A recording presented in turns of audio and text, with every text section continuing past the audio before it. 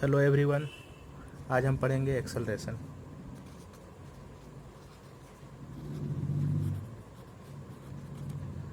Acceleration क्या होता है? तो acceleration of a body is defined as rate of change of velocity with time. मतलब कि एक्सेलरेशन जो है वो हो जाएगा change in velocity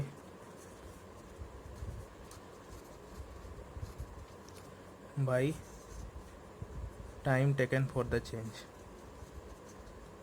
change in velocity किसके बराबर होगा? Final velocity minus initial velocity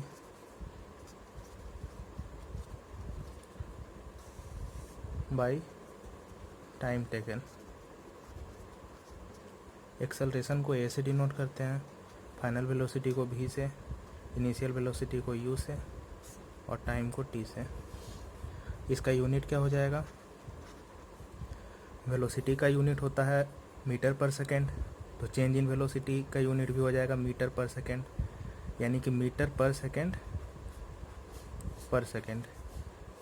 यानी कि मीटर पर सेकेंड स्क्वायर, या फिर इसको ऐसे भी लिख सकते हैं। और एक्सेलरेशन जो है एक वेक्टर क्वांटिटी है, मतलब मैग्नीट्यूड के साथ डायरेक्शन भी आएगा। और जो चेंज इन वेलोसिटी का जो डायरेक्शन होगा वही एक्सेलरेशन का डायरेक्शन होगा। यहाँ से हम देख सकते हैं कि अगर चेंज इन वेलोसिटी ज़ीरो है, यानी कि इनिशियल वेलोसिटी और फाइनल वेलोसिटी सेम है, तो एक्सेलरेशन भी ज़ीरो होगा।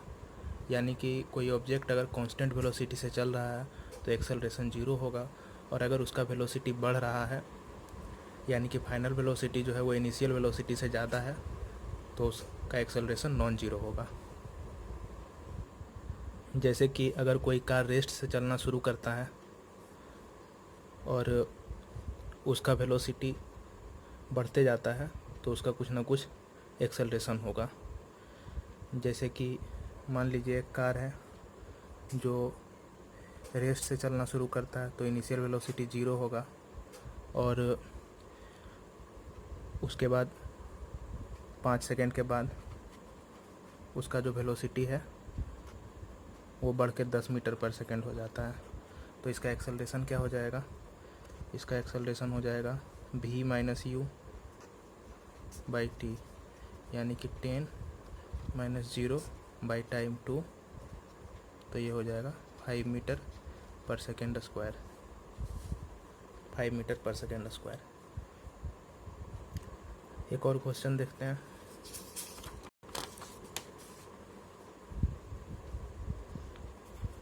एक कार जो है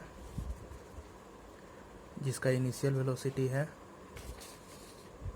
10 मीटर पर सेकेंड, और 5 सेकेंड के बाद उसका वेलोसिटी हो जाता है 25 मीटर पर सेकेंड, तो इसका एक्सेलरेशन क्या होगा? तो एक्सेलरेशन होता है change in velocity by time, यानी v minus you by T,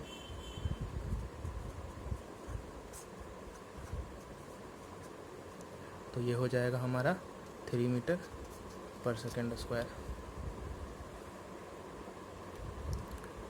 एक और क्वेश्चन देखते हैं। एक बॉल जो है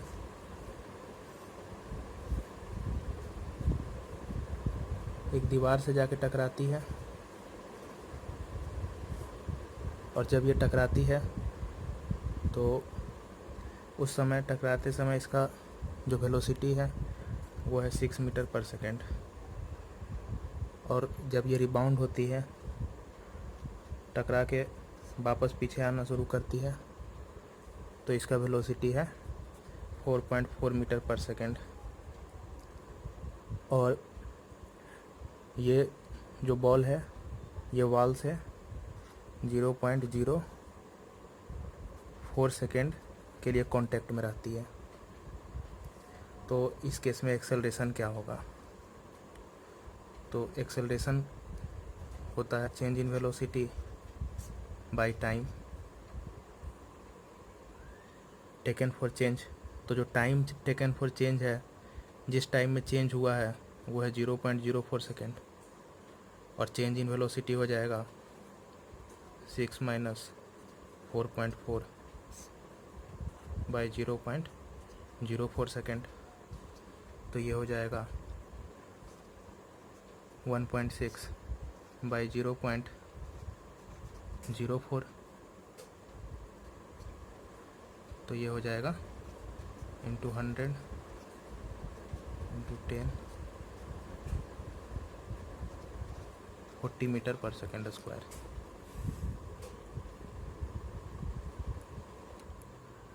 अब हम देखते हैं uniform acceleration.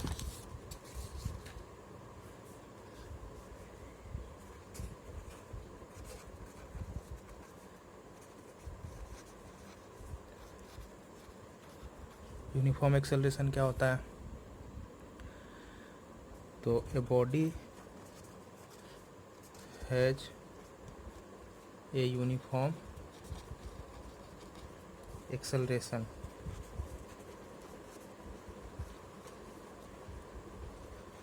when its velocity changes at a uniform rate। Changes eight uniform rate का क्या मतलब है? इसका मतलब है कि जैसे कोई ऑब्जेक्ट अगर उसका इनिशियल वेलोसिटी u है और 1 सेकेंड में उसका वेलोसिटी 10 मीटर पर सेकेंड से बढ़ जाता है, दूसरे सेकेंड में भी उसका वेलोसिटी 10 मीटर पर सेकेंड से बढ़ जाता है, तीसरे सेकेंड में भी उसका वेलोसिटी 10 मीटर पर सेकेंड से बढ़ जाता है, तो हर सेकेंड में इसका वेलोसिटी जो है वो यूनिफॉर्म रेट से बढ़ रहा है। यानी कि अगर पहले सेकेंड में 10 मीटर पर सेकेंड बढ़ रहा है, दूसरे सेकेंड में भी 10 मीटर पर सेकेंड बढ़ रहा है, और तीसरे सेकेंड में भी 10 मीटर पर सेकेंड बढ़ रहा है। यानी कि हम बोल सकते हैं कि its velocity increases y equal amount in equal interval of time. और इसका जो डायरेक्शन है वो भी चेंज नहीं होना चाहिए, क्योंकि अगर डायरेक्शन चेंज हो जाएगा तो वेलोसिटी चेंज हो जाएगा, और वेलोसिटी चेंज होगा तो एक्सेलरेशन भी चेंज हो जाएगा। तो हम इसको ऐसे भी बोल सकते हैं कि if it travels in A straight line and its velocity changes by equal amount in equal intervals of time।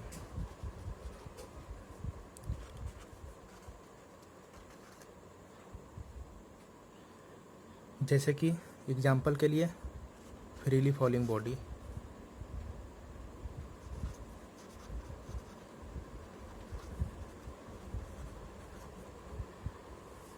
तो जो फ्रीली फॉलिंग बॉडी होता है उसका एक्सेलरेशन हर सेकेंड में 9.8 मीटर पर सेकेंड से उसका वेलोसिटी हर सेकेंड में 9.8 मीटर पर सेकेंड से बढ़ जाता है।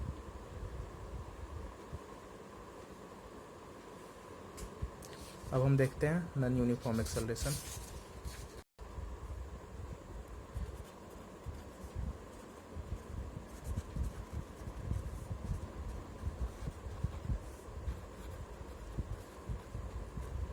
तो नॉन यूनिफॉर्म एक्सेलरेशन कब होगा? जब वेलोसिटी अनइक्वल अमाउंट में बढ़ेगा इक्वल इंटरवल ऑफ टाइम में।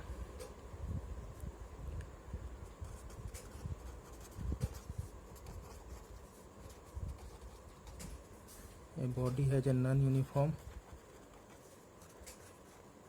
acceleration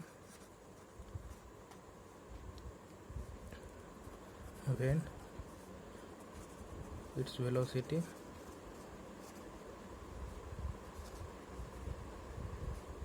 increases by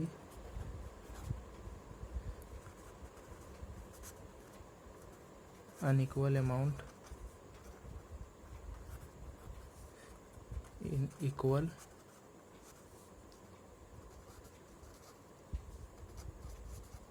intervals of time। मतलब कि अगर कोई बॉडी रेस्ट से चलना शुरू कर रहा है और 1 सेकेंड के बाद उसका वेलोसिटी अगर मान लीजिए 5 मीटर पर सेकेंड हो जाता है, दूसरे सेकेंड के अंत में उसका वेलोसिटी जो है वो 15 मीटर पर सेकेंड स्क्वायर हो जाता है, तीसरे सेकेंड में उसका वेलोसिटी जो है वो 30 मीटर पर सेकेंड स्क्वायर हो जाता है। तो यहाँ पे जो वेलोसिटी है हर सेकेंड में अनइक्वल अमाउंट में चेंज हो रहा है। जैसे कि यहाँ पर जो चेंज है वो 10 मीटर पर सेकेंड का है, यहाँ पर जो है वो चेंज 15 मीटर पर सेकेंड का है। तो इसको हम बोलेंगे कि ये नॉन यूनिफॉर्म एक्सेलरेशन है, यानी कि जो इसका वेलोसिटी जो है यूनिफॉर्म रेट से चेंज नहीं हो रहा है। इसका एग्जांपल क्या हो जाएगा, जैसे कि आप कार चला रहे हैं तो जहाँ पे ट्रैफिक नहीं है वहाँ पे आप एक्सेलरेट कर रहे हैं,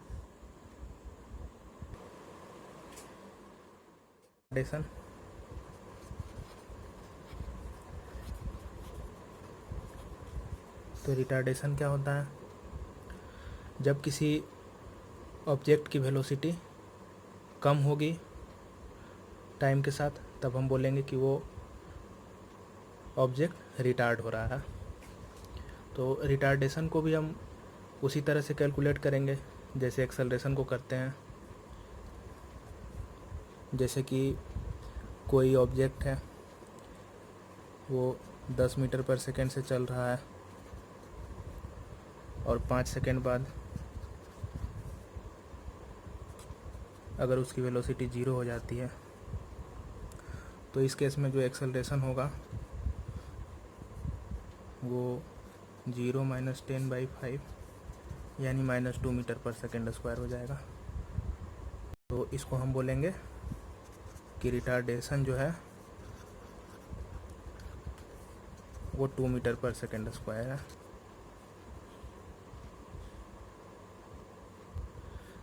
अब हम देते हैं एवरेज वेलोसिटी।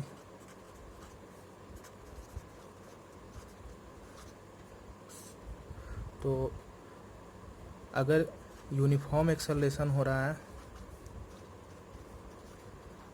यानी कि वेलोसिटी अगर कांस्टेंट रेट से चेंज हो रही है तो जो एवरेज वेलोसिटी है वो होता है arithmetic mean of initial and final velocity. Arithmetic mean का मतलब क्या है, initial velocity plus final velocity by 2।